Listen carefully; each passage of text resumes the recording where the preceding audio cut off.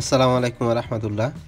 Poco X2 Poco X2 এই ফোনগুলা যদি camera না আসে, ব্যাক ক্যামেরা আসবে না বা ফ্রন্ট ক্যামেরা আসে না, এগুলা সমস্যা একটাই সিপিইউ আইসি থেকে এই সমস্যাটা হয়।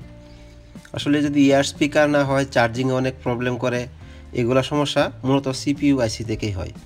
এই দেখেন, ব্যাক ক্যামেরা আসে না কিন্তু ফ্রন্ট ক্যামেরাটা আসে। এটার কারণ কি? এটার কারণ সিপিইউ আইসি যেটা আছে ওইটা আপনার রিবোলিং করলেই কাজটা হয়ে যাবে। এই সিপিইউ আইসি এটা আমি আবার রিমুভ করবো এই জায়গা থেকে, আবার রিবোলিং করবো, রিবোলিং করে আবার সেট আপ দেবো। এটা সেট আপ দেওয়ার পরে দেখতে পারবেন আপনারা এই front camera plus back camera এই টু জেড যেগুলো সমস্যা থাকে, টুকিনাকি যেগুলো সমস্যা, এগুলা সমাধান শুধুমাত্র এই সিপিইউ আইসি থেকেই হয়। আমি সিপিইউ আইসিটা খুলতেছি, খোলার পরে রিবোলিং করব, করার পরে দেখতে পারবেন যে হয় কাজটা কি কমপ্লিট হয় কি না। এটা দেখেন যে আসলে কাজটা এই জায়গা থেকেই সমস্যাটা কিনা। আমার সঙ্গে দেখেন এবং ফুল ভিডিওটা দেখেন।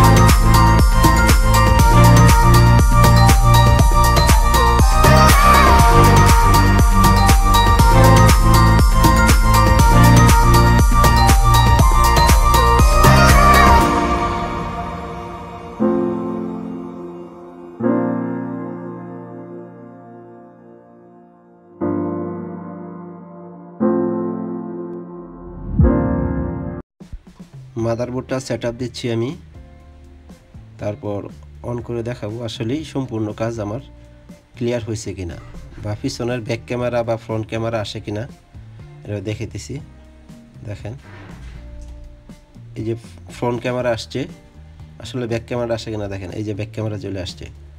এটা সমস্যা একটাই, শুধুমাত্র সিপিইউ আইসি থেকেই হয়েছিল। সিপিইউ আইসি কাজ করলাম, রিবোলিং করলাম, সম্পূর্ণ কাজ কমপ্লিট। আল্লাহ হাফেজ।